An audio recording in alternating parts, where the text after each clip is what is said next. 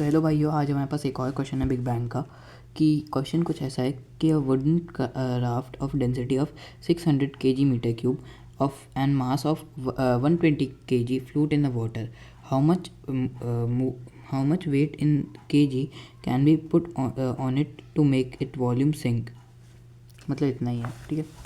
यानी कि ये सिंपल सा क्वेश्चन है। यानी कि ये अगर आपने फ्लूइड मैकेनिक्स पर रखा है तो आपको समझ आ जाएगा कि वी रो जी होती है बुयांसी फोर्स इक्वेट में, है ना। इसको मैं एक और तरीके से लिख सकता हूँ, मतलब मास को हम कैसे लिख सकते हैं, मास को हम वॉल्यूम इनटू डेंसिटी लिख सकते हैं, है ना। तो इस वॉल्यूम इनटू डेंसिटी की जगह मैं मास लिख देता हूँ। अब ये मास बस सिंगल मास नहीं होगा, ये मास और भी हम जो ऐड कर देंगे, जो यहाँ पे ऐड करने की बात कही गई है कि how much weight in kg, वो वाला मास है ये, इनटू जी। तो जी से तो जी कैंसिल आउट हो जाएगा। अब अगर मेरे को पहले तो वी निकाल लेते हैं ना, वी कितना होगा, कि वी कितना होता है पहले तो जान लेते हैं। अगर इसमें से ही निकाल लें तो मास अपॉन रो होता है, तो वी कितनी आ गई, मास कितना था इस ब्लॉक का 120 kg, है ना।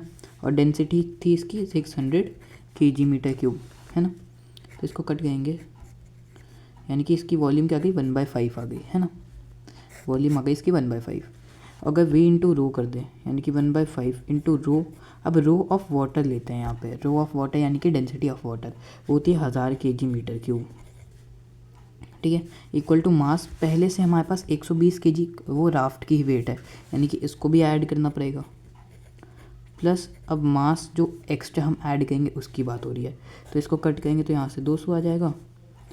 तो मास जो होगा वो इक्वेट किसके हो जाएगा, 80 kg के।